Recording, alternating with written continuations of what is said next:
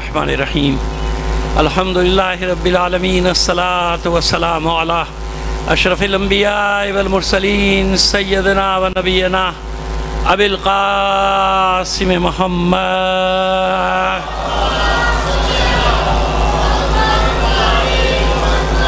وآلہ الطیبین الطاہرین المعصومین ولعنۃ اللہ علی اعدائہم اجمعین من الآن الی قیام یوم الدین اما بعد فقد قال اللہ تعالی فی کتابہ المبین وہو اصدق القائلین وقولہ الحق بسم اللہ الرحمن الرحیم هو الذی انزل السکینۃ فی قلوب المؤمنین لیزدادوا ایمانا مع ایمانہم وللہ جنود السماوات والارض وکان اللہ علیما حکیما. صلوات عنایت فرمائیے محمد. آپ سے درخواست کریں گے بانیان مجلس کے مرحومین اپنے مرحومین تمام شہدائے ملت اور خاص طور پر شہید رہبر معظم کو شامل کر کے ایک سورہ فاتحہ پڑھ کر بخش دیجیے گا. بسم اللہ الرحمن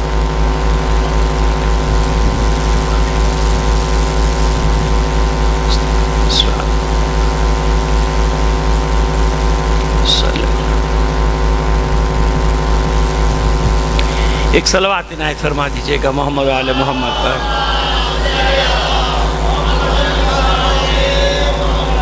ایک بار اور ذرا اس سے بہتر انداز میں صلوات.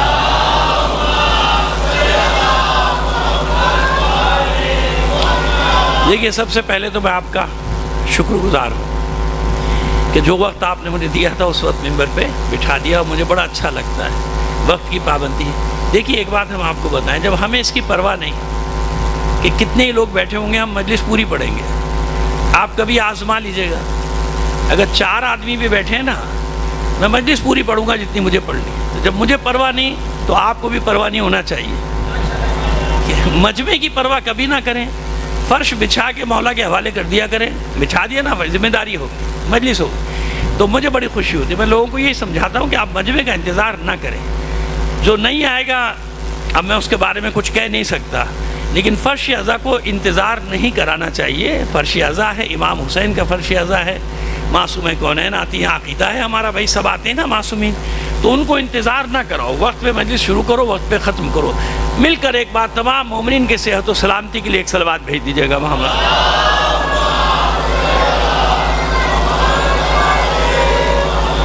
علماء کرام تشریف فرمائیں ان کی اجازت سے.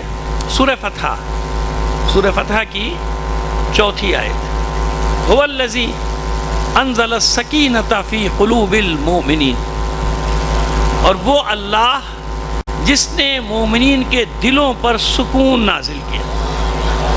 جس نے مومنین کے دلوں پر سکون نازل کیا, ان کی پریشانیوں کو مطلب دور کیا, ان کی مصیبتوں کو مطلب دور کیا, انہیں سکون دے دیا. کیوں دیا؟ لیزدادوا ایمانا مع ایمانہم, وہ جو پہلے سے مومن ہیں تاکہ اور ان کا ایمان اور زیادہ ہو جائے, ایمان در ایمان, اور ان کا ایمان بڑھانے کے لیے اللہ نے ان کے دلوں پر سکون نازل کیا. اور پھر اس کے بعد وَلِلَّهِ جُنُودُ السَّمَاوَاتِ وَالْأَرْضِ, آسمان و زمین کے سارے لشکر اللہ کے لیے ہیں. یعنی اللہ جسے چاہے اپنا لشکر قرار دے کے بھیج دے گا. کبھی ابابیلوں کو بھیج دے گا, کبھی مچھروں کو بھیج دے گا, ہے نا, اب سمجھ میں آ رہی ہے. کبھی ہواؤں کو بھیجے گا, کبھی طوفانوں کو بھیجے گا. انتظار کرو, ابھی انشاءاللہ ایک اور سمندری طوفان آنے والا ہے. صلوات بھیجیے محمد آل محمد.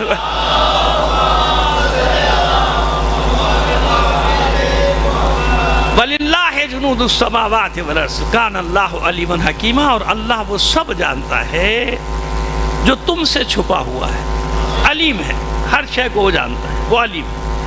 حکیمہ, اور اس کی کوئی بات حکمت و دانش سے خالی, یعنی خواہ کی معاذ اللہ کوئی بات نہیں ہے. ہر بات میں حکمت ہے, ہر چیز میں حکمت ہے. پریشانی ہے تو اس میں حکمت ہے, مصیبت ہے تو اس میں حکمت ہے, ہر چیز میں حکمت ہے. اب یہ سورہ فتح کی آیت نازل کب ہوئی؟ مزے کی بات دیکھیے آپ, آیت اس وقت نازل ہوئی کہ جب مسلمان پریشان ہیں, الٹا پریشان ہیں, منہ بنے ہوئے لوگوں کے.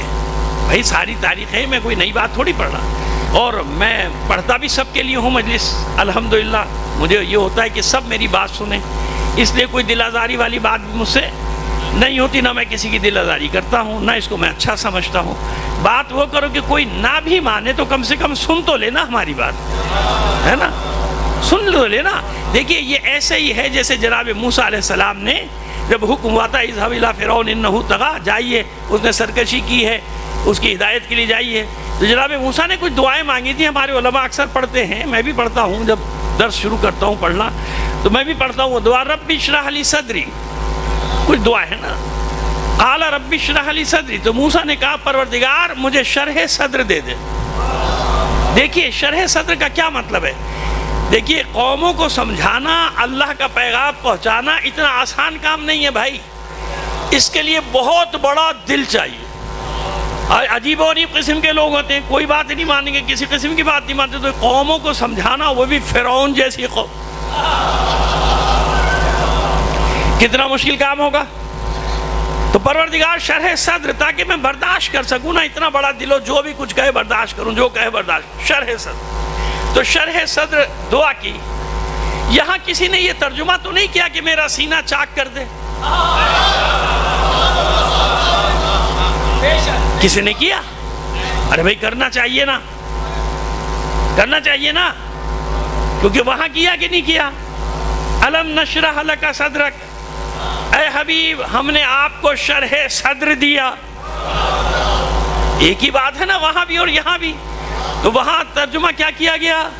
سینہ چاک کیا، اور ایک بار نہیں، ایک سے زیادہ بار۔ یہ ہمارا عقیدہ نہیں ہے بھائی، ٹھیک ہے نا، ہم ایسا، کیونکہ ہم تو یہ جانتے ہیں کہ رسول خلق ہی رسول ہوا ہے،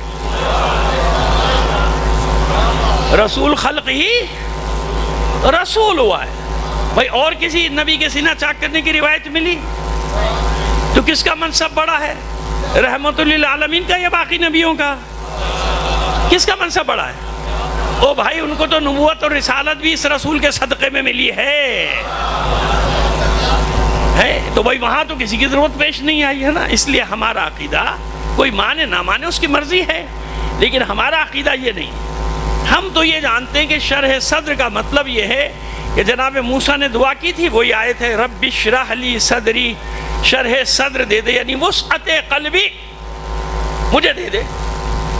تو ہر نبی کو ضرورت تھی نا قوموں کے لیے کہ شرح صدر، شرح صدر، اور سب انبیاء کی مصیبتیں، مشکلات، مصائب ایک طرف، اور پیغمبر ختمی مرتبہ صلی اللہ علیہ وآلہ وسلم کے ایک صلوات بھیجیے محمد آل محمد پر ایک طرف۔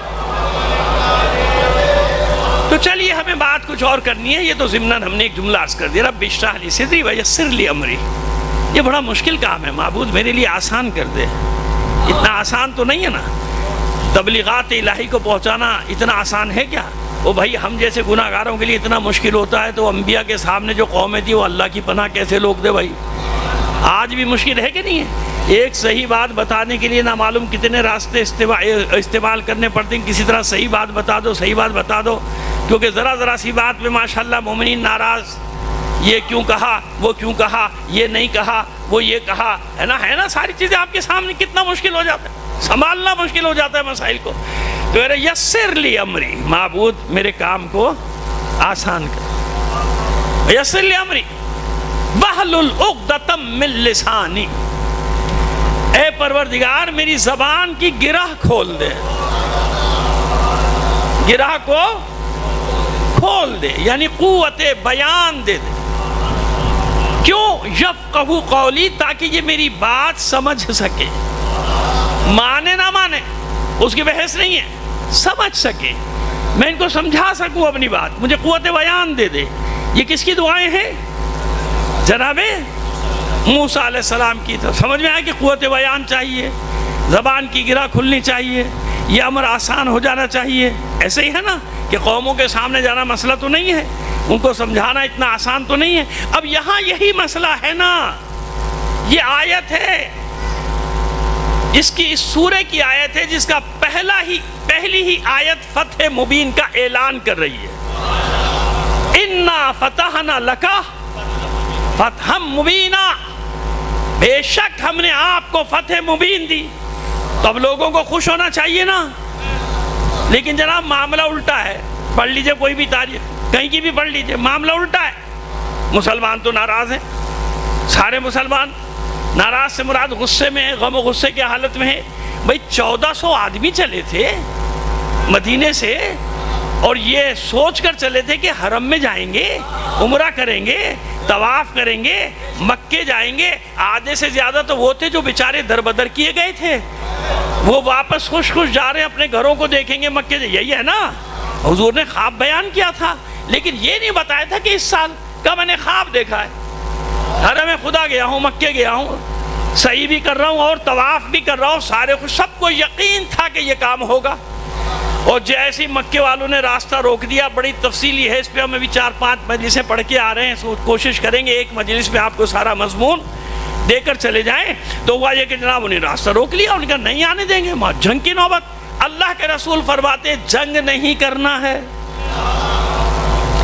ورنہ یہی ہوگا کہ اسلام تلوار سے پھیلا، تلوار سے پھیلا۔ حالانکہ آسان تھا، یہ وہ مقام ہے جہاں سارے مسلمان لڑنے کے لیے تیار، گھسیں گے، مکے پہ قبضہ کریں گے، کس کی مجال ہے ہمیں روکے؟ اللہ کے رسول نے روک دیا، رک جاؤ۔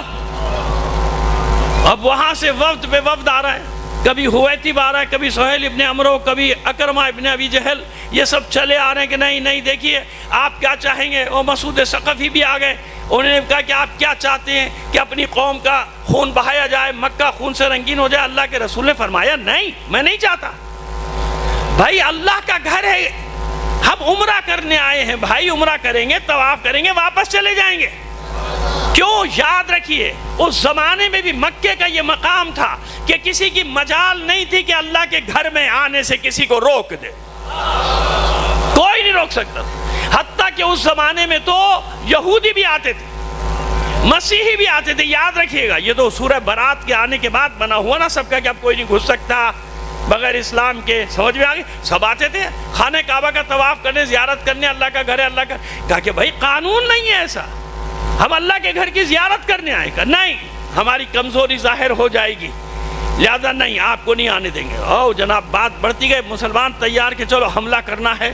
اللہ کے رسول نے منع کہ نہیں، ابھی جنگ نہیں کرنی۔ ایک دو کو بھیجا بھی مکے حالات دیکھنے کے لیے، وہاں میں ایک کو تو قتل کرنے کے در پہ تھے، وہ خیر وہ واپس آ گئے۔ اور پھر حضرت عثمان رضی اللہ تعالی عنہ، انہیں بھی بھیجا گیا تھا، تو ان کے بھی قتل کے پیچھے پڑ گئے وہ۔ لیکن ابان ابن سعید، ان کے قوم کے ایک شخص تھے، سعید ابن ابان یا ابان ابن سعید، بہرحال انہوں نے امان دی ان کو۔ تو اب یہ خبر پھیل گئی تھی کہ بھائی قتل کر دیا گیا انہیں اور ان کے ساتھیوں کو۔ تو اللہ نے بیعت لی، اللہ کے رسول نے سب سے بیعت لی، جسے بیعت رضوان کہا جاتا ہے، کہ اگر یہ خبر صحیح ہوئی تو پھر موت تک کی بیعت ہے۔ اور بیعت یہ ہے کہ کوئی مجھے چھوڑ کر فرار نہیں ہوگا۔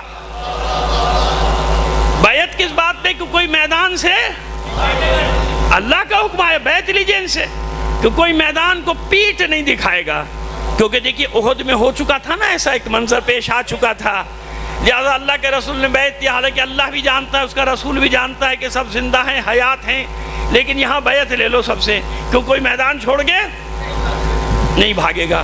خیر جناب، بعد میں معلوم ہوا کہ خبر جھوٹی تھی، خبر جھوٹی تھی۔ اب معاہدے کی نوبت آئی، اب آپ کو لے کر آ رہے ہیں۔ اب مسلمان کہہ رہے ہیں بھائی کیسا معاہدہ، کیسی باتیں، 1400 لشکر ہے پورا، اللہ کے رسول حکم دیجئے حملہ کرتے۔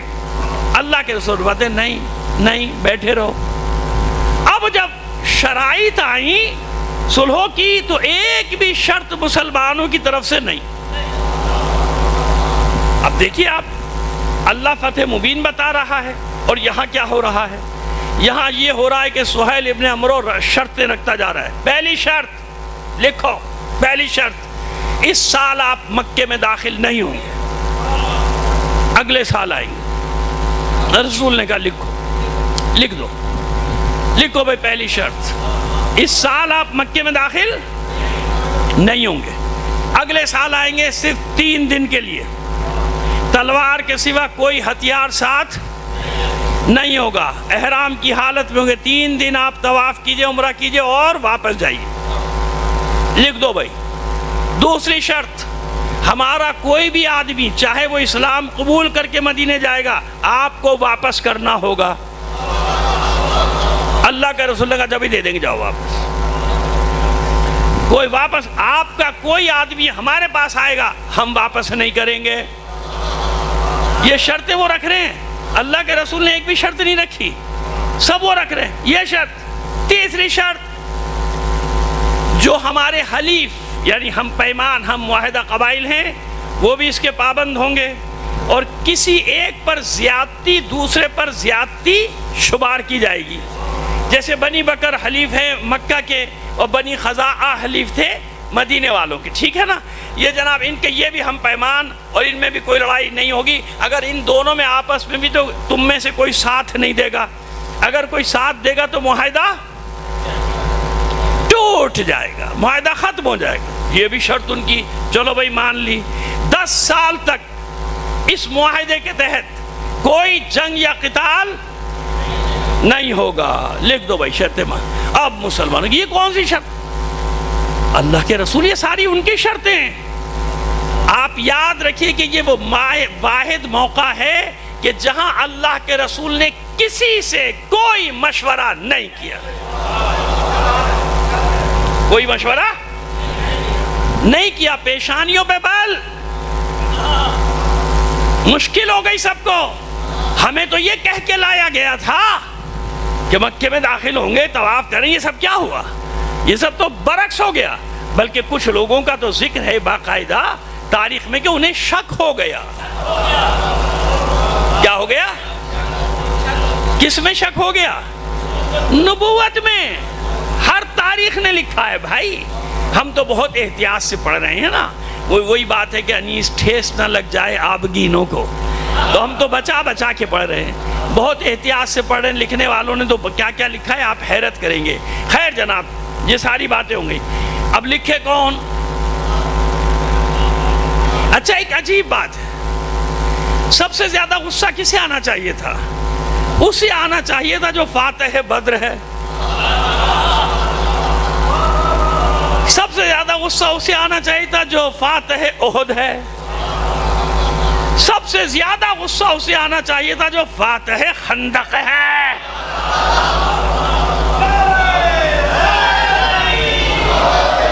بھائی ابھی خیبر تو ہوئی نہیں نا، یہ تو 6 ہجری کی بات ہے نا، خیبر تو 7 ہجری میں ہوگی، تو خیبر تو جتنی جنگ ہے تو غصہ تو اسے آنا چاہیے، لیکن وہ اکیلا رسول کے ساتھ ہے، پیشانی پہ کوئی بل بھی نہیں ہے، کچھ نہیں، ٹھیک ہے جیسا رسول کہہ رہا ہے، باقی سب ناراض۔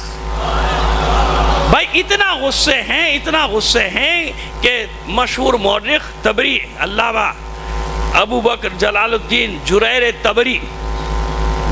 تبری یہ لکھتے ہیں کہ اللہ کے رسول نے حکم دیا کہ قربانی دو۔ 70 جانور قربانیوں کے لائے تھے نا، 70 اونٹ قربانی کا نشان لگا کے لائے تھے کہ قربانی دینی ہے، قربانی دو، سر منڈواؤ، حالت احرام سے باہر، سنتے نہیں تھے۔ اللہ کے رسول نے 3 بار حکم دیا، کتنی بار؟ تمام تاریخیں گواہ ہیں، 3 بار حکم دیا، اتنا غصے کے عالم۔ تیسری بار کے بعد پھر ایک دوسرے کے سر مونڈ رہے تھے، تو پھر تبری لکھتا ہے کہ اتنے غصے میں تھے، لگتا تھا ایک دوسرے کو قتل کر رہے۔ آئیے اب آگے کیا ہوا؟ علی کو بلایا گیا، علی آپ لکھیں گے، علی فوراً بیٹھ گئے لکھیں۔ مزے کی بات ہے کہ علی کو کوئی نہ غصہ ہے، سوال بھی نہیں کوئی کہ اللہ کے رسول میں ہوں نا، جنگ کیجئے۔ علی نے کبھی یہ تو نہیں پوچھا تھا کہ پیچھے لشکر کتنا بڑا ہے؟ خندق میں پوچھا تھا، خیبر میں پوچھا، علی کو ضرورت ہی نہیں تھی پوچھنے کی کہ پیچھے کتنے آدمی آئیں گے میرے ساتھ، علی کو اس سے غرض نہیں۔ تو کہنا چاہیے تھے نا مولا کو، مولا پر اللہ کے رسول میں ہوں، آپ جنگ کا اعلان کیجئے۔ نہیں، علی نے کوئی سوال بھی نہیں کیا، سارے تو سوالات کر دے، کیوں؟ وہ خدا کے بندو، علی سے زیادہ کون مزاج رسالت کو جانتا ہے؟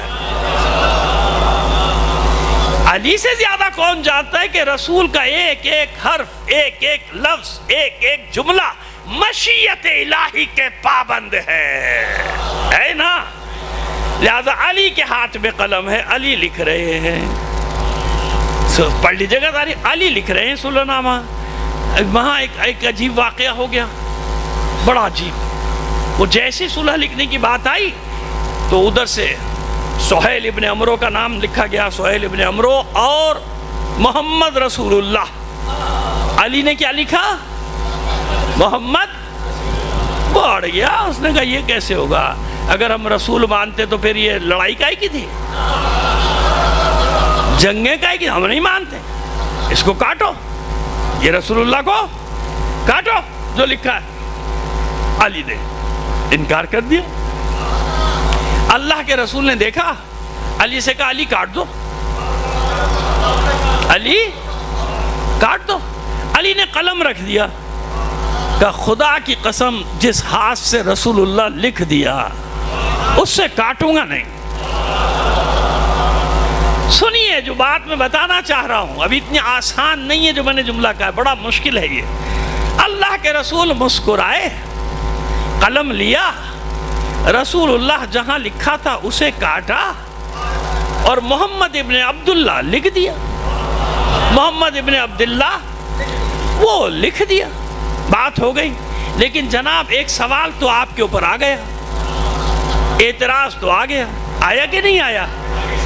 اب سب کہیں گے نا کہ بھائی محبت میں صحیح، عقیدت میں صحیح، کچھ بھی صحیح، لیکن ایک موقع تو ایسا آیا نا کہ رسول نے کچھ کہا اور علی نے نہیں مانا. سوال ہو گیا نا، آ گیا نا آپ پر اعتراض کہ بھئی آپ کہتے ہیں ایسے اطاعت گزار تھے، مطیع تھے، فرما بردار تھے، لیکن ایک وقت تو ایسا آیا نا کہ اللہ کے رسول نے کچھ کہا اور علی نے، بھئی محبت میں صحیح، عقیدت میں صحیح، جذبات ایسے تھے رسول سے متعلق، لیکن بھائی مانا تو نہیں، محبت ہو یا عقیدت مانا تو نہیں. تو اب سن لیجئے جواب، علی کو ماننا بھی نہیں تھا. کیوں؟ اس کے پیچھے بھی عظمت رسول کا راز چھپا ہوا تھا. سنو کیا ہوا. یہی ہوا نا کہ علی نے قلم رکھ دیا کہ میں اپنے ہاتھ سے نہیں کاٹوں گا. رسول نے جہاں لکھا تھا رسول اللہ اسے کاٹا. کاٹنے کے بعد کیا لکھا؟ محمد ابن عبداللہ. محمد ابن عبداللہ لکھا. مورخ نے لکھ دیا، واقعہ نگاروں نے لکھ دیا کہ ایسا ہوا ایسا ہوا. وہ بھول گیا کہ اس میں کتنا بڑا راز چھپا کے علی نے رکھا ہے. اب جب یہ کہتے ہیں کہ امی کا مطلب ہے نہ پڑھنا جانتا تھا نہ لکھنا جانتا تھا، تو بتاؤ جب رسول کو پڑھنا نہیں آتا تھا تو کاٹا کیا؟ لکھنا نہیں آتا تھا تو لکھا کیا؟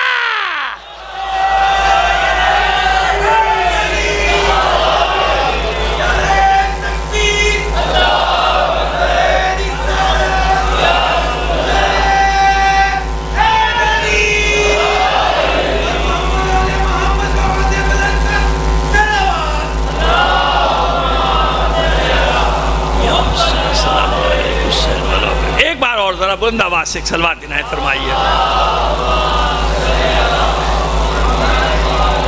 اچھا ایک گزارش کریں گے آپ سے، دیکھیے ادھر خاصی جگہ اب لوگ بیچارے پیچھے تنگ ہو رہے. بیٹا تھوڑا سا بچوں آگے آ جاؤ، جوانوں سے کہہ رہا ہوں بیٹا آگے آ جاؤ، مجھے آپ ہی سے تو بات کرنی ہے. بزرگ تو سب جانتے ہیں، مجھ سے زیادہ جانتے ہیں. آئیے ایک درود بھیجتے ہوئے آگے بڑھائیے محمد و آل محمد پر. جزاک اللہ. آ جاؤ بیٹا، تھوڑا سا بیٹا آگے بڑھاؤ تاکہ وہ جو مومنین آ رہے ہیں نا ان کو تکلیف نہ ہو. میں نہیں چاہتا ہوں بیچارے چپلوں پہ بیٹھیں، جوتوں پہ بیٹھیں. آپ آگے آ جائیے مل کر ایک بار اور تمام مومنین کی صحت و سلامتی کے لیے ایک بلند آواز سے صلوات عنایت فرمائیے. جزاک اللہ. اب سمجھ میں آیا یہ علی کی حکمت تھی، اور رسول بھی جانتے تھے کہ علی کیوں ایسا کر رہے ہیں. اگر علی اس دن ایسا نہ کرتے تو پھر وہ بات صحیح ہوتی کہ اللہ کے رسول کو معاذ اللہ نہ پڑھنا آتا تھا نہ لکھنا آتا تھا. اللہ کے بندو، تمام انبیاء کی صفات کس میں جمع ہیں؟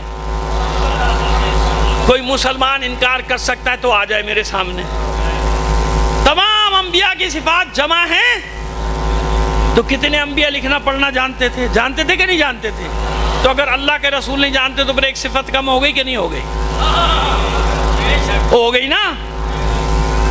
مانو پھر کہ فلاں نبی میں یہ صفت زیادہ تھی. موسیٰ لکھنا جانتے تھے، پڑھنا جانتے تھے، حضور معاذ اللہ نہیں جانتے تھے. سلیمان لکھنا جانتے تھے، خطوط ہیں ان کے، فلاں کو خط لکھا، فلاں کو خط لکھا، فلاں بادشاہ کو خط لکھا. حضور نہیں جانتے تو پھر کہاں سے صفات آ گئی؟ تو ان میں زیادہ ہوئی نا. ایسا ہے کہ کسی نبی میں کوئی صفت ہو اور ہمارے رسول میں نہ ہو؟ نہیں ہو سکتا نا. نہیں، یہ بھی غلط کہا میں نے، یہ میں نے غلط کہا. پھر بتا رہا ہوں آپ کو صحیح جملہ. آپ سنیے، صحیح بات یہ نہیں کہ تمام انبیاء کی صفات حضور کی ذات میں جمع ہو گئی. نہیں، صحیح بات یہ ہے کہ انبیاء کی پیغمبر ختمی مرتبت کی کچھ صفات کو تقسیم کیا گیا تو 1,24,000 کو ملی.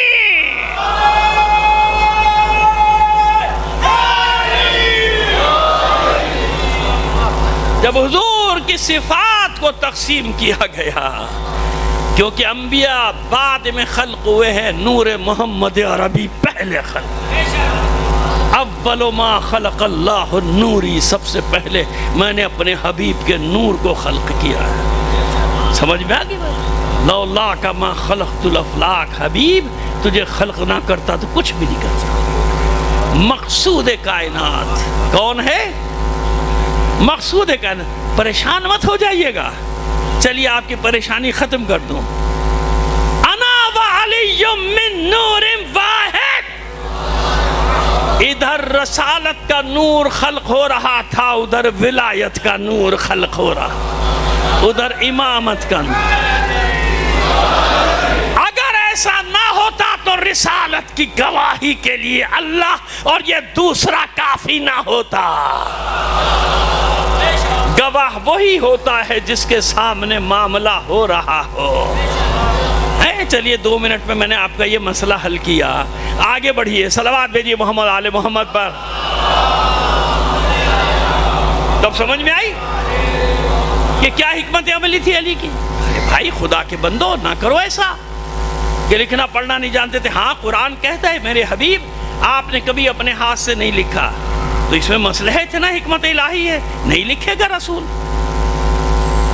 آج AI کا زمانہ ہے، لوگ سینکڑوں تحریریں بنا کے لے آتے جعلی ہیں، اپنے مفاد میں لے آتے تھے. وہ رسول نے یہ لکھ کے دیا تھا، فلاں کوئی لکھ کے دیا تھا، فلاں کوئی لکھ کے دیا، فلاں کوئی لکھ کے دیا. لاتے نہیں لاتے.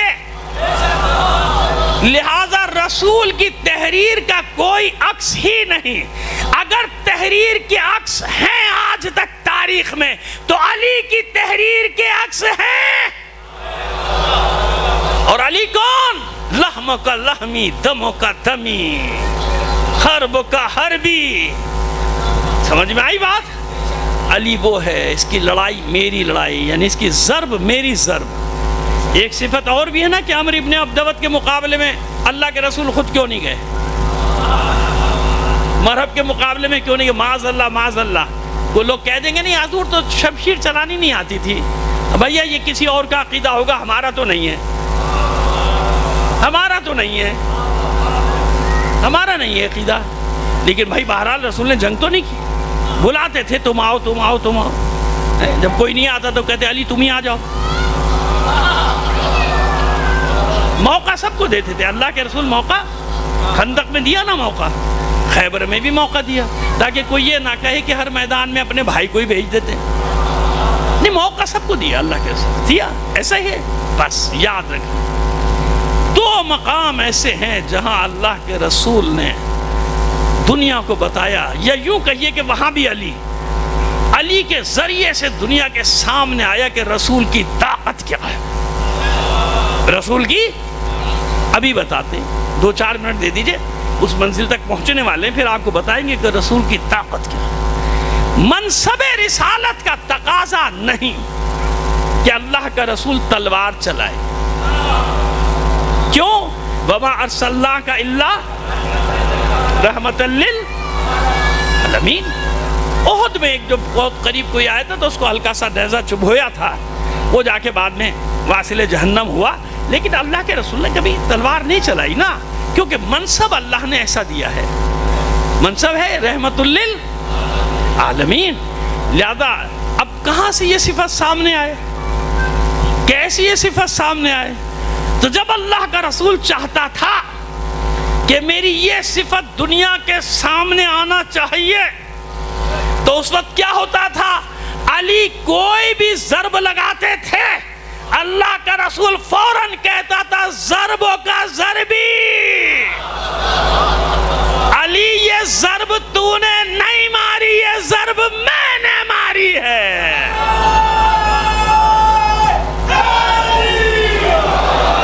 نہیں ابھی اس سے زیادہ واضح انداز میں بتائیں گے، میں ایسے نہیں جاتا، دلیل پوری کریں گے، ابھی دلیل پوری نہیں ہوئی ہماری، ابھی تو ہم نے صرف یہ جملہ اس لیے کہہ دیا کہ آپ کی توجہات ہماری طرف رہے۔ نیند ویند نہ آنے لگے کسی کو، ہر دفعہ آتا ہوں ایک نہ ایک سو رہا ہوتا ہے، شکر ہے ابھی تک کوئی نظر نہیں آیا سوتا ہوا۔ صلوات بھیجیے محمد آل محمد پر۔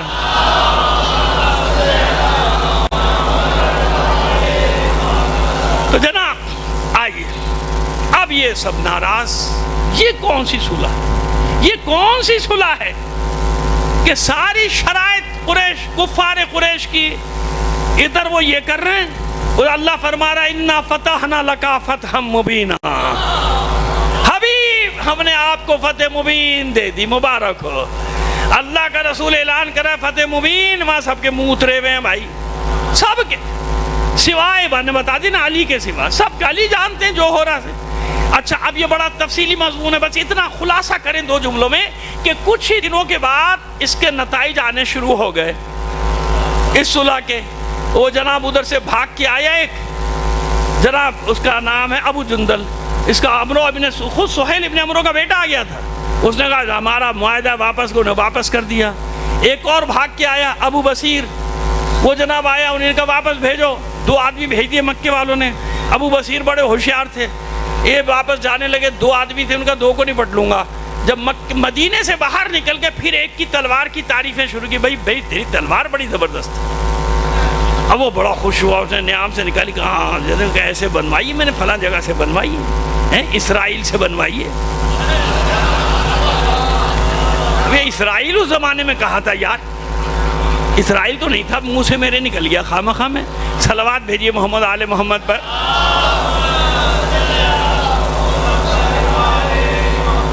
لیکن یہ بتا دوں آپ کو کہ اس زمانے میں بہترین ہتھیار بنانے والے تھے یثرب کے یہودی، اور ان کی جنگ بھی کسی سے نہیں تھی۔ مزے کی بات یہ ہے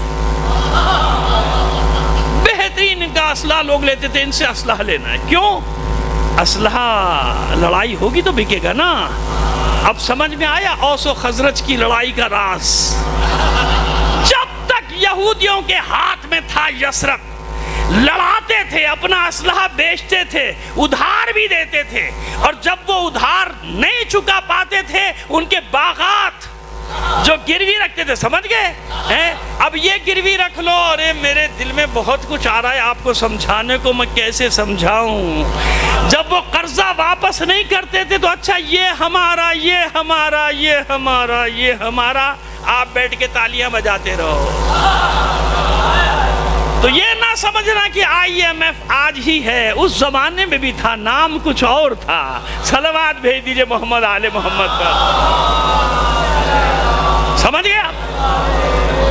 یعنی مجبور تھے یثرب کے لوگ ان کی شرائط ماننے پر، کیونکہ ان کا قرضہ تھا، ان کے قرضوں کی دلدل میں ڈوبے ہوئے تھے اوس و خزرج۔ لیکن جو ہی اسلام آیا آزاد ہوئے۔ پہلا قرضہ کیا ختم ہوا؟ خون بہا کے ایک دوسرے پر اس زمانے میں لاکھوں درہم و دینار نکلتے تھے۔ اللہ کے رسول نے دونوں قبیلوں کو جمع کر کے اعلان کیا، بس سارے خون معاف، تمہارے بھی کوئی خون بہا نہیں ہے۔ پہلے جب یہ ہوتا تھا، ان کی کوئی صلح ہونے لگتی تھی، ایک دم ٹارگٹ کلنگ شروع ہو جاتی تھی۔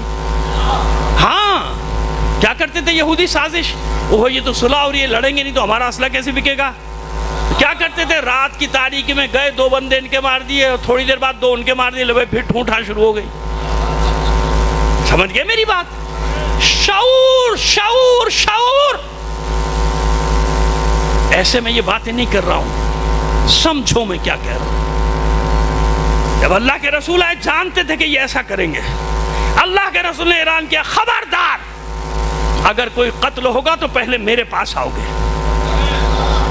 پہلے میرے پاس آؤ گے، آپس میں نہیں لڑو گے، کیونکہ وہ بھی تنگ آ چکے تھے نا 250-300 سال کے، سب نے طے کرے نہیں بھائی خدا کے لیے، وہ سمجھ گئے کہ مارنے والا کوئی اور ہے، میں لڑ رہا کسی اور سے، مجھے مارتا کوئی اور ہے۔ صلوات بھیجیے محمد آل محمد پر۔ تو سمجھ میں آئی ہماری بات؟ جانتے تھے کہ یہ اللہ کے رسول تو جانتے تھے نا، کہ خبردار۔ نتیجہ یہ ہوا کہ وہ سازش کے ہاتھ کاٹ دیے، اللہ کے رسول نے سازش کے ہاتھ کاٹ دی، ختم ہو گیا معاملہ۔ ایک صلوات بھیجیے محمد آل محمد پر۔ تو بھی ابو بصیر ان کے ساتھ جا کے خوب تعریف، اچھا یہودیوں کی نہیں، ہاں بڑے زبردست، دکھائیے یار ذرا۔ اور وہ بھی خوش ہو رہا ہے میری تلوار کی طرف، دیکھ ایک انہیں مارا، گردن توڑ دی، دوڑا دی اس کی گردن۔ ایک مکی کو مارا، دوسرا خود ہی بھاگ گیا، اس نے بولا مجھے بھی قتل کر دے گا۔ اور مارنے کے بعد پھر مدینے آ گئے، کہتے اللہ کے رسول آپ نے مجھے ان کے حوالے کر دیا تو آپ ذمہ دار نہیں، میں نے کیا۔ اللہ کے رسول نے کہا یہ ضرور جنگ کرائے گا۔ سمجھ گئے، اب وہ سمجھ گیا کہ اللہ کے رسول مجھے پناہ نہیں دیں گے، بھاگ گیا۔ وہاں سے کہاں بھاگا؟ جدہ کے ساحل پر۔ ادھر ابو جندل کو پتہ چلا، سہیل ابن عمرو وہ بھی رات کی تاریخ میں نکلا وہاں پہنچ گیا۔ وہ جتنے تھے بھاگ کے مکے کے مسلمان جو بیچارے دب کے رہ رہے تھے، پٹ رہے تھے، قیدوں میں تھے، وہ 70 کے قریب جمع ہو گئے۔ اور یہ ان کا راستہ تھا شام سے آنے جانے کا، قافلوں کا، تجارتی، قریش کا تجارتی۔ اب یہ رات کو چھاپے مارے اور لوٹ کے لے جائیں ان کے قافلوں کو۔ اب وہ تنگ آ گئے، یار یہ کیا مصیبت ہو گئی، یہ کہاں جمع ہو گئے۔ انہی نے خود خط لکھا مدینے کے، بھائی ان کو آپ بلا لو اپنے پاس، ہمیں کوئی اعتراض نہیں ہے، ان کو بلا لو بھائی، ہم نہیں مان، لے جاؤ ان کو۔ ایک بات یہاں ختم ہوئی، یہ پابندی ختم ہو گئی، جس کو جانا ہے جاؤ بھائی، جاؤ مدینے جاؤ، ہماری جان چھوڑو، یہاں پہ ہمیں خوار کرو، ختم ہو گئی بات۔ دوسرا معاملہ کیا ہوا؟ بنی خزاع اور بنی بکر میں لڑائی چھڑ گئی۔ کیسے چھڑ گئی؟ وہ ایسے چھڑ گئی کہ اسلام سے پہلے ان کی لڑائی چل رہی تھی 150 سال سے آپس میں، اسلام آیا، ان کی آپس کی لڑائی ختم ہو گئی، مسلمانوں سے بھڑ گئے۔ بدر میں، احد میں سب آتے تھے نا قریشیوں کے ساتھ۔ اب معاہدہ ہو گیا کہ 10 سال تک لڑائی، تو ان کی آپس کی لڑائی شروع ہو گئی۔ بنی بکر نے حملہ کر کے 2-3 بندے مار دیے، انہوں نے حملہ کیا۔ مکے والوں نے بنی بکر کی حمایت میں اسلحہ بھی اور افراد بھی گھسیڑ دیے، جنگ میں اتارا اور بہت مارا ان بیچاروں کو۔ آخر میں وہ پناہ لینے کے لیے کہاں آ گئے؟ خانہ کعبہ کے اندر، وہاں بھی مارا۔ اب یہ فریاد لے کے پہنچے کہاں؟ مدینے۔ توجہ سے دیکھیے، یہ موضوع ہر ایک کوئی نہیں پڑے گا آپ کے سامنے، میں یہ سارے رسک لیتا ہوں تاکہ آپ کو معلوم ہو کہ تاریخ میں کیا کیا ہوا ہے۔ یہ پہنچ گئے 40 آدمی بنی خزاع کے حضور کی بارگاہ میں کہ حضور ایسا ایسا ہوا، ان کے حلیف نے ساتھ دیا، ہمارا حلیف کوئی ہے نہیں۔ یہ بتا رہا ہوں کہ فتح مکہ کیسے ہوئی، آپ کو معلوم ہونا چاہیے نا کہ معاملہ ہے کیا، کیوں ایسے تو نہیں چلے گئے تھے اللہ کے رسول۔ اللہ کے رسول نے اب بھی موقع دیا، خط لکھا، دیکھو معاہدہ تھا کہ حلیفوں میں بھی لڑائی نہیں ہو، تم نے ساتھ دیا ہے بنی بکر کا، ظلم کیا ہے، تو خیریت اسی میں کہ جتنے بھی بنی خزاع کے لوگ مارے گئے ان سب کا خون بہا ادا کرو، ان کا خون بہا ادا کرو، اور بنی بکر کا ساتھ چھوڑ کے پیچھے ہٹ جاؤ۔ وہ ترنگ میں تھے مکے والے، انہوں نے کہا نہ خون بہا دیں گے نہ بنی بکر کا ساتھ دیں گے، جاؤ جو کرنا ہے کر لو، جو کرنا ہے کر لو۔ اللہ کے رسول نے پیغام بھیج دیا کہ ہمارا تمہارا معاہدہ ختم۔ تو کس کی وجہ سے ختم ہوا؟ مکے والوں کی نا، وہ انہوں نے شرائط، یہ طے تھا کہ کوئی بھی شرائط کی خلاف ورزی کرے گا معاہدہ، یہ بتانے جا رہے ہیں آپ کو، کچھ دیکھیے ابھی کیا ہوتا ہے، ختم ہو جائے گا معاہدہ، ہمارا تمہارا کوئی معاہدہ نہیں رہے گا، ختم ہو گیا معاہدہ۔ اب جب معاہدہ ختم ہوا تو مکے والوں کو فکر ہوئی کہ تو بڑی گڑبڑ ہو گئی بھائی۔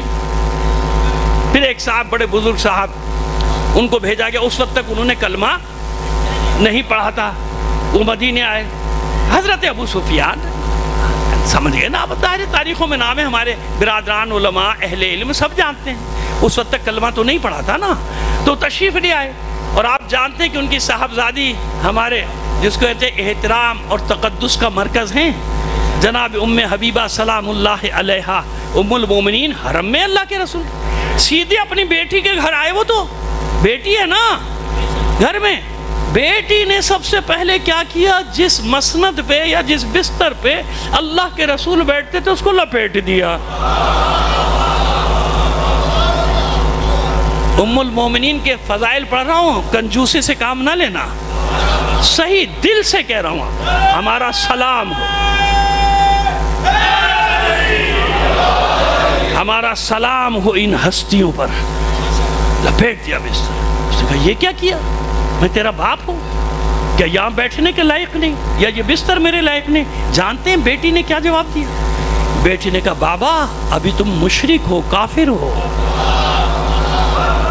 اور یہ رسول خدا کی مسند ہے، میں اس مسند پہ کسی کافر کو نہیں بیٹھنے دوں. تو سمجھ گیا بھائی جو صورتحال ہے وہاں سے واپس. تو اب آپ بتائیے میں ام المومنین کا ذکر کروں کہ نہ کروں؟ جناب ام حبیبہ سلام اللہ علیہ کا ذکر کروں کہ نہ کروں؟ او بھائی ہم نے خاندانوں کو تھوڑی دیکھا ہے، ہم نے تو یہ دیکھا جہاں بھی کوئی ایسا عاشق رسول ہے، رسول آل رسول ہے، تو ہم نے کچھ بھی نہیں دیکھا کہ اس کا خاندان کیا ہے. ہم کیوں کنجوسی سے کام لیں گے ان کے فضائل بیان کرنے میں؟ خلاصہ یہ کہ معاہدہ نہیں ہوا.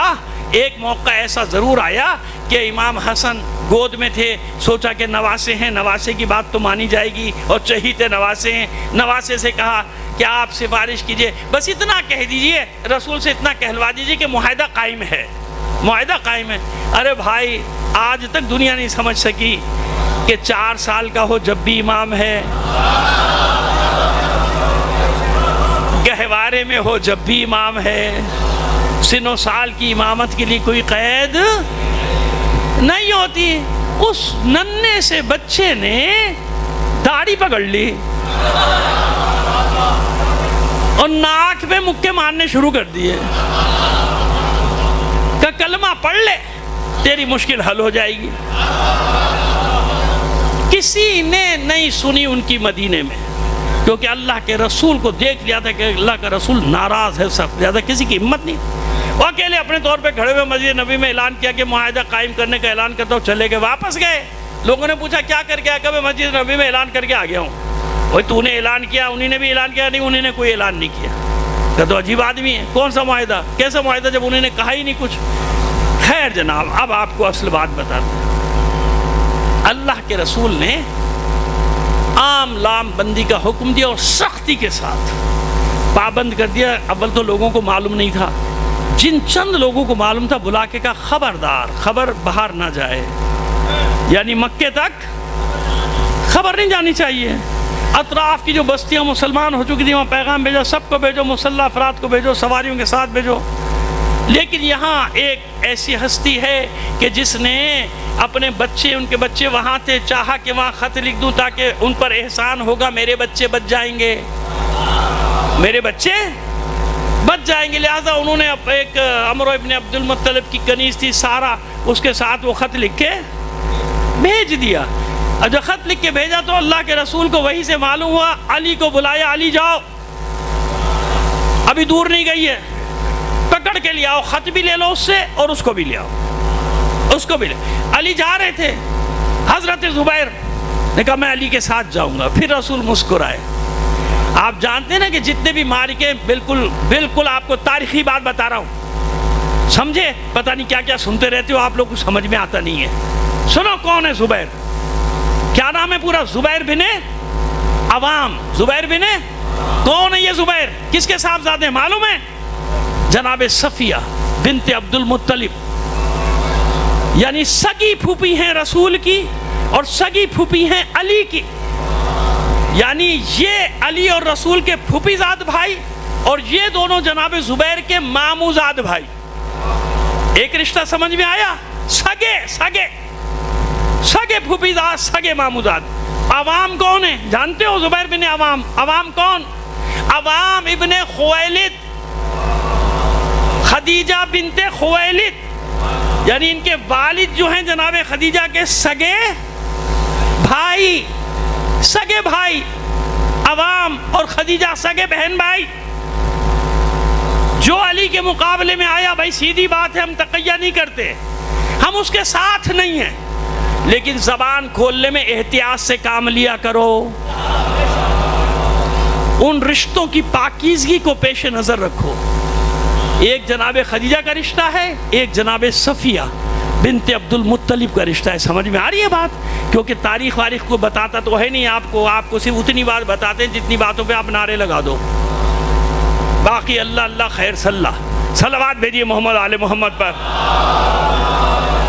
علی کو بھیجا، جلدی جلدی چلتے ہیں، علی کو بھیجا، علی نے پکڑ لیا راستے میں، زبیر ساتھ، لہذا یاد رکھیے گا ہر خطرے کے مقام پہ زبیر علی کے ساتھ کھڑے تھے۔ احد میں بھی جو چند لوگ کھڑے رہے ان میں ایک زبیر تھے، پیچھے نہیں ہٹے تھے۔ غزوہ بنی نذیر کے وقت جب علی اکیلے گئے تو زبیر نے تڑپ کر کہا تھا اللہ کے رسول بہت دیر ہو گئی، علی واپس نہیں آئے، میں جاتا ہوں۔ اللہ کے رسول نے پھر مسکرا کے کہا تھا کیوں زبیر بڑی محبت ہے علی سے؟ کہ میرے ماموں کا بیٹا ہے، آپ جانتے ہیں مجھے اس سے کتنی محبت ہے۔ کہا اس دن کیا ہوگا، اس دن کیا ہوگا جب تم علی کے مقابلے میں آؤ گے اور تم غلط ہوگے۔ تو کہا میں علی کے مقابلے میں، کہا ہاں زبیر ایک دن آئے گا، وہی تو یاد دلایا تھا علی نے، وہی یاد دلایا تھا۔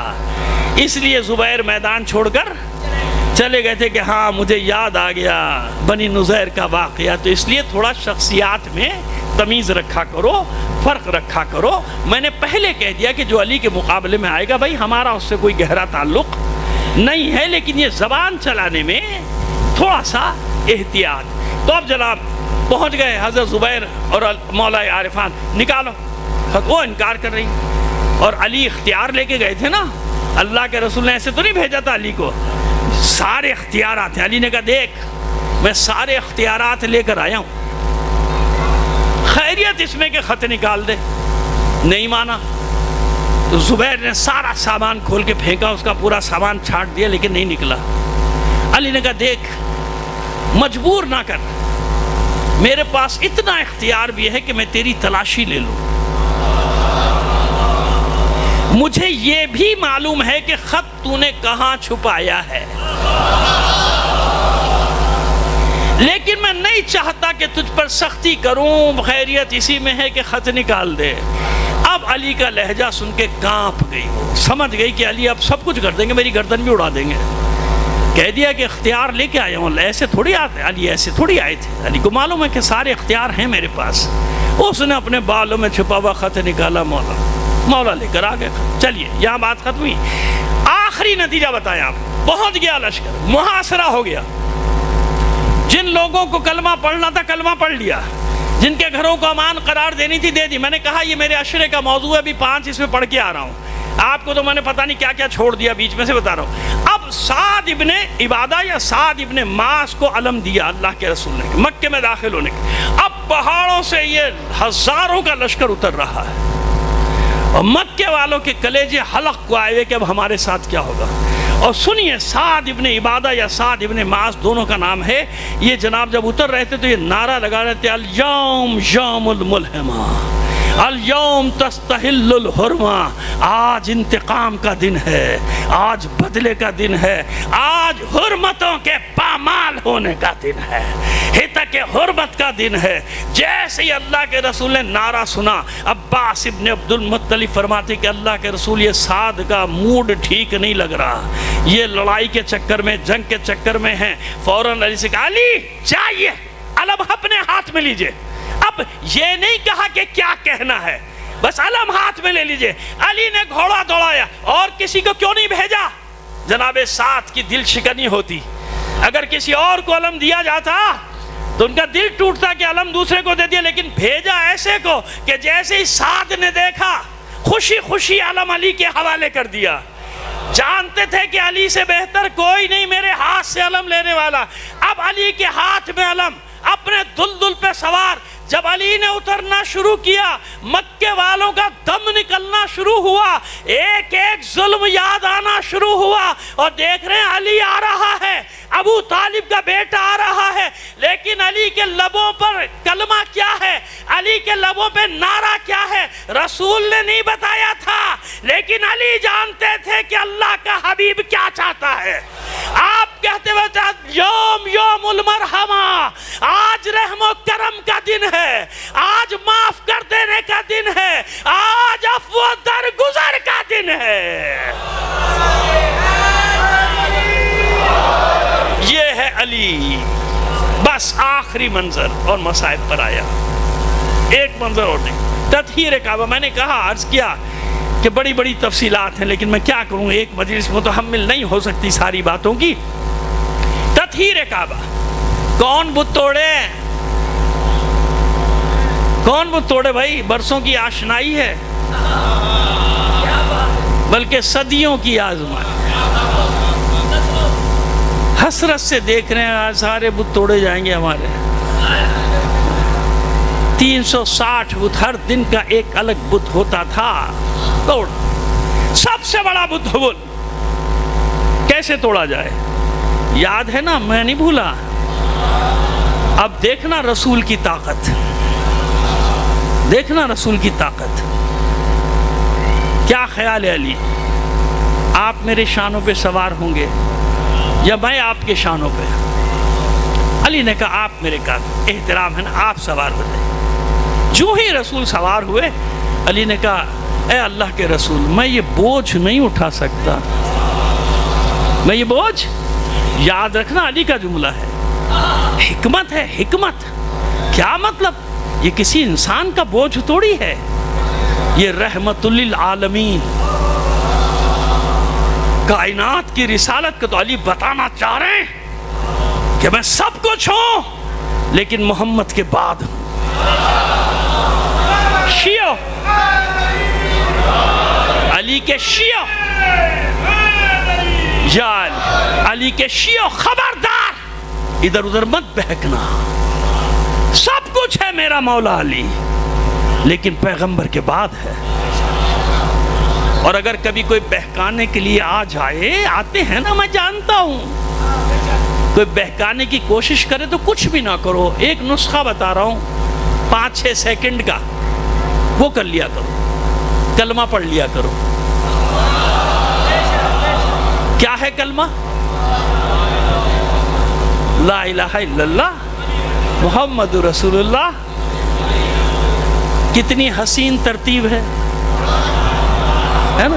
پہلے اللہ ہے، پھر محمد ہے، اور پھر اس ترتیب کو جو بگاڑنے کی کوشش کرے گا اس کی دنیا آخرت سب برباد ہو جائے گا۔ یہ اللہ کی رکھی ہوئی ترتیب، یہ اللہ اور اس کے رسول کی بتائی ہوئی ترتیب ہے۔ اس میں اپنی عقلوں کے گھوڑے مت دوڑا دینا، اور جس کو یہ کرنا ہو تو اس کو پہلے اپنا کلمہ بدل بھائی جا۔ اگر تجھ میں اتنی ہمت ہے تو پہلے کلمہ بدل کے بتا دے جا۔ سمجھ میں آ گئی کتنی آسانی سے میں نے آپ کو بتا دی بات، ہے نا؟ اللہ کے رسول، میں یہ بوجھ، یعنی بوجھ رسالت کا ہے، رحمت اللہ العالمین، اب دنیا کو بتانا بھی ہے۔ مسکرائے رسول، اتر آئے گا، علی آؤ تو۔ اب علی کہاں سوار ہوئے؟ دوش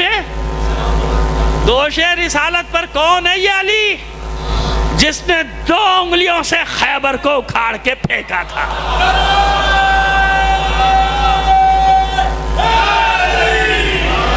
کون ہے یہ علی جس نے عمرو ابن عبدوت کے ٹکڑے کیے تھے؟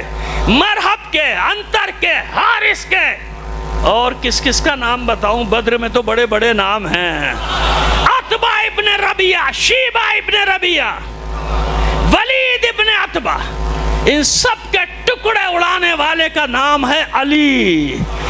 اور علی سوار ہے دوش پیغمبر پر، یعنی علی کے ذریعے رسول کی طاقت کا اعلان ہو رہا ہے کہ کائنات میں صرف اللہ کا رسول ہے جو فاتح خیبر و خندق کا وزن کو اٹھا سکتا ہے۔ اور کہاں تک پہنچے علی؟ کہاں تک؟ علی فرماتے ہیں کہ یہ میری معراج تھی، میں اتنی بلندی پر تھا کہ عرش کو چھو سکتا تھا۔ حبل وہ اتنا بڑا دیو ہیکل تھا کہ میں اس کے بارے میں آج کی زبان میں بتا دیں کہ 20 فٹ اونچا اور کوئی 15-20 فٹ چوڑا، بھائی پتھر کا بنا ہوا، معمولی بت نہیں تھا، اس کو توڑنا آسان تھوڑی تھا۔ علی نے اس کو ایسے پکڑا گردن سے اور اٹھایا. سارا مکہ دیکھ رہا ہے, ہائے میرا دیوتا, ہائے میرا حبل, ہائے میرا حبل. اندر ہی اندر سب کے آگ لگی ہوئی, کیا ہو گیا ہمارے دیوتا کے ساتھ. اس حبل کو اٹھایا اور جب زمین پہ اوپر سے نیچے پٹکا تو ٹکڑے ٹکڑے. مجھے تو بالکل ایسا لگتا ہے جیسے خیبر کا منظر ہوگا. اسی طرح اٹھا کے پھینکا ہوگا دروازے خیبر کو علی نے, پاش پاش. اب جب نیچے اترے, سنیے علی کا جملہ. علی کہتے ہیں اللہ کے رسول, میں اتنی بلندی سے کودا ہوں اور مجھے چوٹ بھی نہیں لگی. اب دیکھیں مفہوم کتنا زبردست ہے اس کا. ہے بھائی شانوں پر سے تو اترے ہیں. کہتے ہیں اللہ کے رسول میں اتنی بلندی سے اترا ہوں, مجھے چوٹ ہی نہیں لگی. تو اللہ کے رسول نے فرمایا جسے محمد نے بلند کیا ہو, جسے جبرائیل نے اتارا ہو علی, اسے چوٹ کیسے لگے گی؟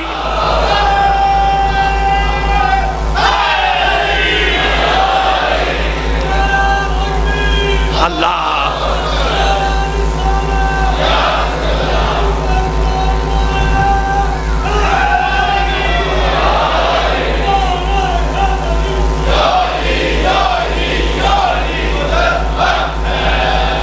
بس عزیزان مجھے ہمارا وقت ہو گیا. صلح حدیبیہ ایسی صلح کہ جس میں ساری شرائط مکے والوں نے رکھی, ایک شرط بھی مسلمانوں نے نہیں رکھی. ایسے ہی ہے نا, تاریخ ہے ساری تاریخ. اچھا, یہ صلح حدیبیہ کا معاملہ ایسا ہے کہ اس میں کوئی اختلاف نہیں, کسی میں کوئی اختلاف نہیں. سب کہتے کہ ہاں ایسا ہوا تھا, اور لوگ پریشان بھی ہو گئے تھے, غمزدہ بھی ہو گئے تھے, بھئی یہ کیا ہو رہا ہے, یہ کیا ہو رہا ہے. اللہ اسے کیا قرار دے رہا تھا؟ اِنَّا فَتَحْنَا لَكَ فَتْحًا مُبِينًا. جس پہ مسلمان ناراض تھے, اللہ نے اسے فتح مبین کر. ساری شرائط کس کی طرف سے تھیں؟ تو کہلائی فتح مبین. میرا سوال صرف اتنا ہے کہ صلح حسن میں شرائط کس نے رکھی؟ حسن نے. شرائط کس نے رکھی؟ حسن نے. وہ صلح حدیبیہ, یہ صلح حسن. جن کو صلح حدیبیہ سمجھ میں نہیں آئی, ان کو حسن کی صلح کہاں سمجھ میں آئی؟ میں دو نتیجے نکال کے مجلس کو ختم کر دوں گا. پہلا نتیجہ, پہلی شرط صلح حسن میں پہلی شرط یہ رکھی گئی تھی سب سے اوپر کہ میرے بابا پہ سب و شتم نہیں ہوگا. بیٹا موبائل بند کرو, مصائب سنو, بند کر دو, مصائب سنو. آپ لوگوں کی ٹک ٹاکر نہیں ختم ہوتے, مصیبت. ہر بچے کو یہ بیماری ہو گئی, بیماری مرض ہو گئی, ان کو دکھاؤ, ڈاکٹروں کو دکھاؤ یار. وہ جناب وہ کل بھی یہ ہو رہا تھا, مجلس پڑھو, 100 منٹ ٹک ٹاکر میں لگے تھے. تمیز ہے کوئی؟ مجلس میں بیٹھے ہو, مجلس کی کوئی تہذیب ہوتی ہے یار. اچھا جناب, کیا ہوا؟ پہلی شرط, میرے بابا پہ سب و شتم نہیں ہوگا. یعنی علی پر پوری تاریخیں گواہ ہیں, ممبروں سے علی پر سب و شتم ہوتا تھا. میں اس سے زیادہ سخت لفظ استعمال نہیں کر سکتا. اگر نہیں ہوتا تھا تو فوراً وہ اعتراض کرتے نا کہ بھئی کب ہوتا ہے جو آپ کہہ رہے ہیں, کب ہوتا ہے. لیکن مان لیا, ہاں آج کے بعد نہیں ہوگا. بے شک بعد میں وہ پھاڑ دیا گیا صلح نامہ میں, لیکن مانا تو صحیح نا, مانا نا کہ ہوتا تھا. یہی حسن چاہتے تھے کہ ایک بار تاریخ میں ثبت ہو جائے, 1400 سال بعد لوگ یہ نہ کہیں کہ شیعہ جھوٹ بولتے ہیں. کوئی تبرہ نہیں ہوتا تھا علی پہ, کوئی علی کو برا بھلا نہیں کہتا تھا, ہے نا. ثابت ہو گیا نا, کہتے تھے. 90 سال تک ممبروں پر علی پر تبرہ ہوتا تھا, سب و شتم ہوتا تھا. نماز پڑھنے کے بعد تاریخیں, ساری تاریخیں گواہ, کسی کی بھی پڑھ لیجیے. حسن نے لکھوا لیا. اتنا تو مانو کہ ہوتا تھا نا. بس ہر صلح کے فوری تو نتائج نہیں آئے.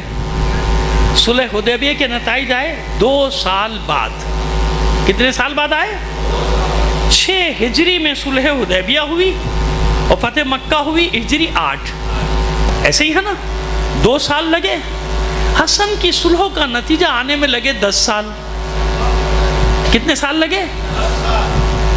10 سال. حسن نے جو اعتراف کروایا تھا سزا سنانے میں 10 سال لگے حسین کو.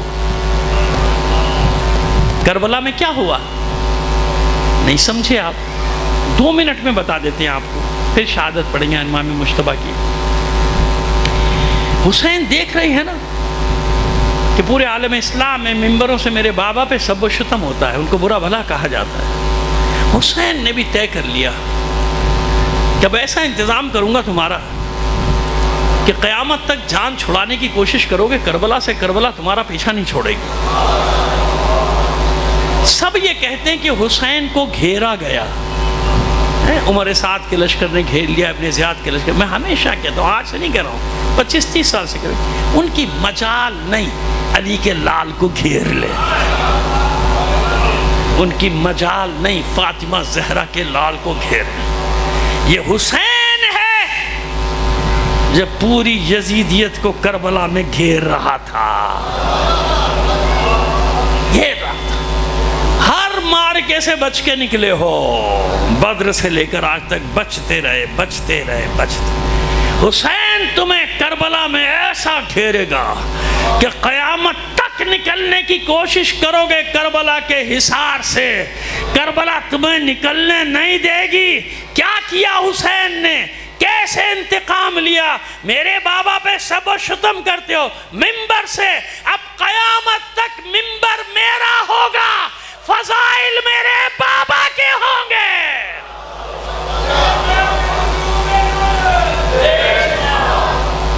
فضائل میرے. اس نتیجے تک پہنچانے کے لیے حسن کو وہ دن دیکھنا پڑے کہ حسن جب گھر سے نکلتے تھے لوگ تانے دیتے تھے. یہاں تک بے شعور لوگ، ہمیشہ بے شعوری کا رونا روتا ہوں پورے ملک میں کہ شعور نہیں ہے لوگوں کو. بے شعور لوگ حسن کو دیکھ کر کہتے تھے یا مذل المؤمنین، اے مومنین کو ذلیل کرنے والے، اے مومنین کو، یعنی جو صلح کر لی نا رسوا کرنے والے مومنین. یہ عالم تھا حسن. شام سے لوگ منت مان کے آتے تھے کہ مدینے جائیں گے اور معاذ اللہ حسن کے منہ پہ جا کے ان کو برا بھلا کہہ کے آئے. لڑنا، قتل ہو جانا، شہید ہو جانا حسن کے لیے بڑی بات تھی. کبھی موقع نہیں بتا دیں گے آپ کو، جمل صفین و نہروان کا شہ سوار ہے حسن. جمل تو ختم ہی حسن کے وار سے ہوئی تھی، نہیں معلوم آپ کو؟ حسن کے وار سے جمل ختم ہوئی. اس حسن کو ہی دیکھنا پڑ رہا تھا. ایک شرط کیا تھی کہ یہ منصب ادھر آئے گا حسن کے پاس، لیکن پہلے سے طے کر لیا گیا تھا ملوکیت قائم کرنے کا، بادشاہت قائم کرنے کے منصوبے پہلے سے. تو سب سے بڑی رکاوٹ کون ہے؟ حسن. ایسے ہی ہے نا، جب تک حسن مسئلہ حل نہیں ہوگا کیا کیا جائے؟ لہذا منصوبہ بندی کی گئی. مروان کو تیار کیا گیا. مدینے میں ہے نا مروان، کوئی تلاش کرو کس کے ذریعے سے یہ کام ہو سکتا ہے. کچھ دن میں بعد اس نے پیغام بھیجا کہ حسن کے گھر میں ہی ایک مل گیا ہے، اشعث بن قیس کی بیٹی، اشعث بن قیس جس نے خیانت کی تھی صفین میں مولا کے ساتھ، اس کی بیٹی ہے. اسے کام ہو جائے گا. کنیزوں کے ذریعے سے اس سے رابطہ ہو گیا، کہ جتنا خرچ کر سکتا ہے کر دے، یہ کام ہونا چاہیے. اور امام اس کو کہتے تھے کہ مجھ سے میرے ساتھ خیانت تو نہیں کرے گی، اور یہ قدموں میں بیٹھ جاتی تھی، پیر پکڑ لیتی تھی کہ نہیں مولا ایسا ہو سکتا کہ میں فرزند رسول سے، امام سے خیانت کروں. اور یہ سوال نہ کیجیے گا کبھی بھی کہ پھر امام نے عقد کیوں کیا. تو میرے بھائی یہ سوال تو بہت دور تک چلا جائے گا نا. جناب لوط، جناب نوح، انبیاء کی ازواج نے ان کے ساتھ خیانت کی کہ نہیں کی؟ میں ادھر کہہ رہا ہوں اسی لیے تاکہ کوئی غلط فہمی نہ ہو.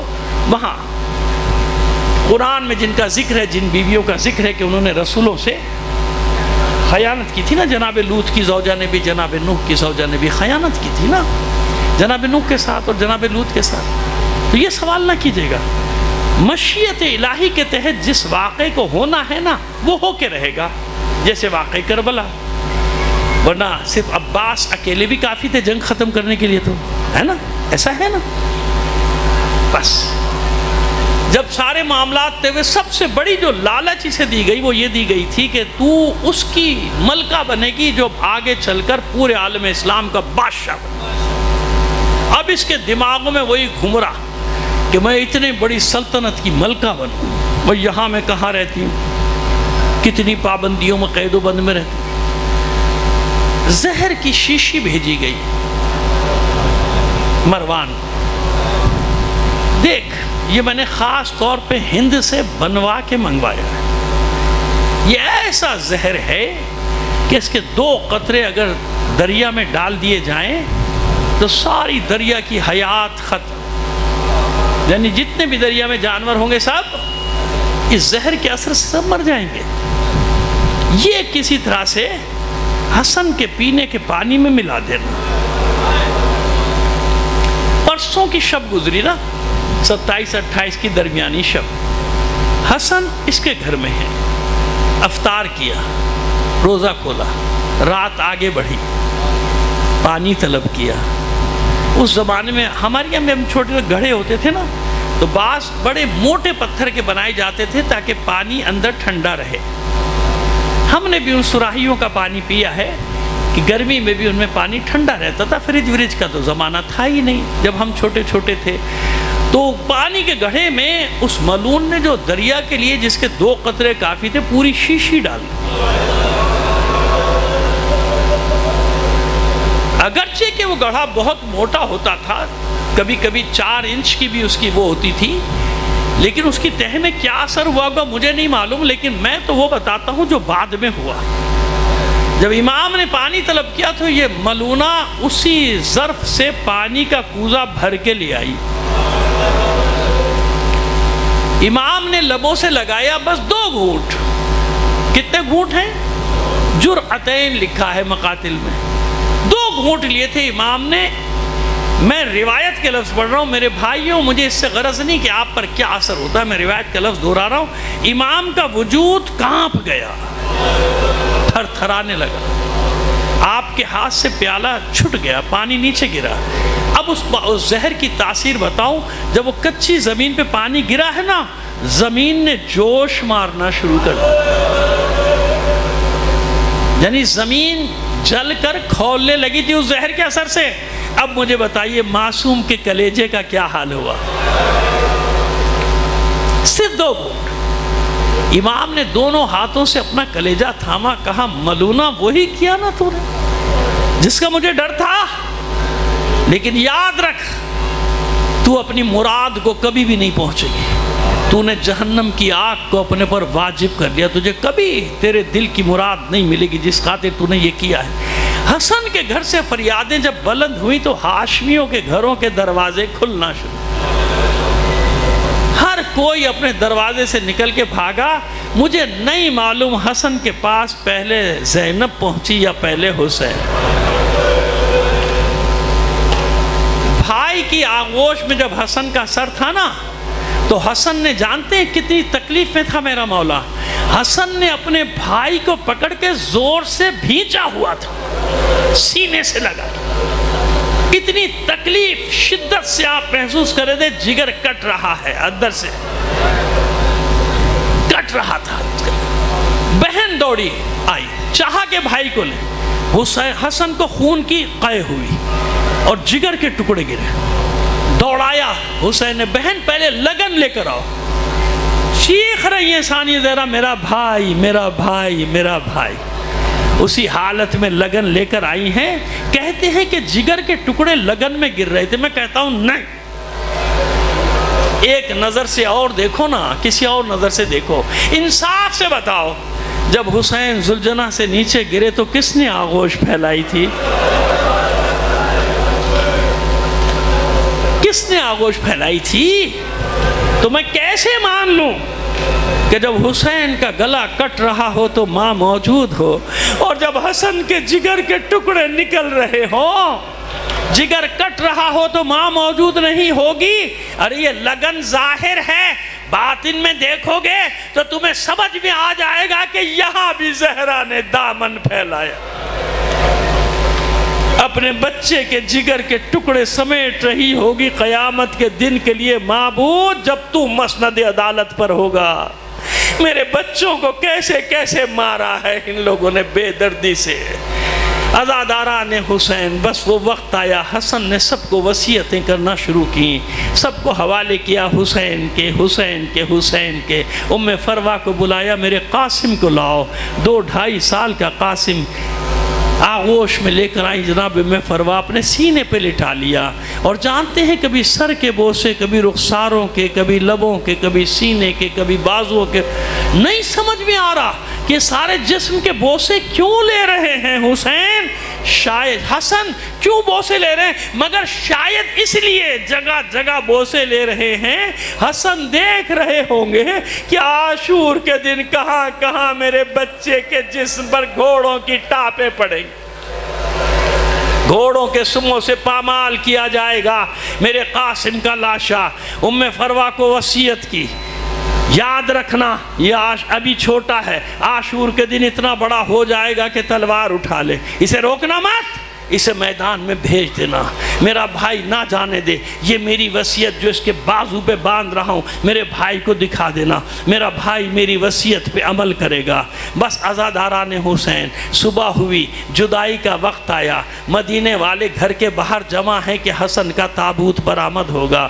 بہنوں نے رخصت کیا، بھائیوں نے تابوت اٹھایا، پھر بہنیں دوڑی ایک بار اور زیارت کرنے تک، بھائیوں نے تابوت رکھ دیا، پھر اٹھایا، بیٹیاں آگے بڑھیں، کبھی بیویاں آگے بڑھیں، ارے جتنی بار بیویوں نے چاہا، بھائیوں نے جنازہ واپس رکھا، واپس رکھا، واپس۔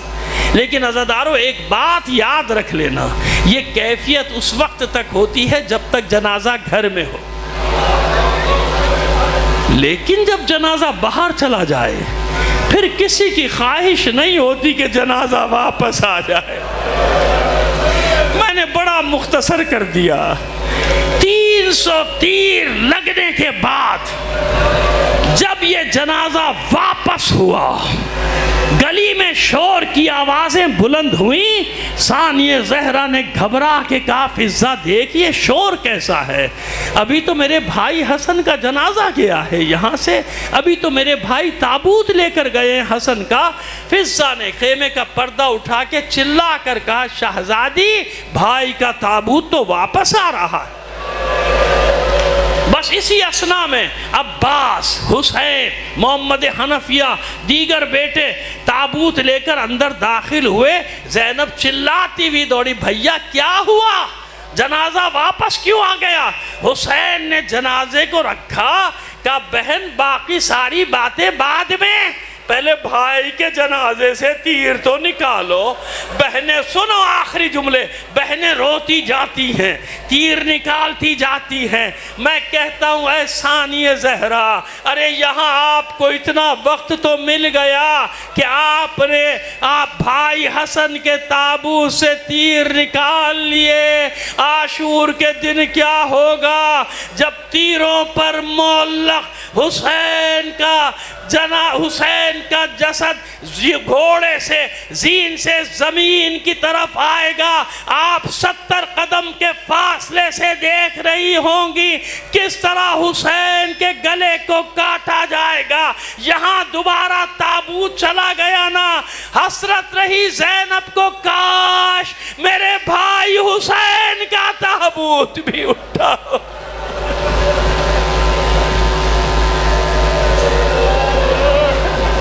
آئیے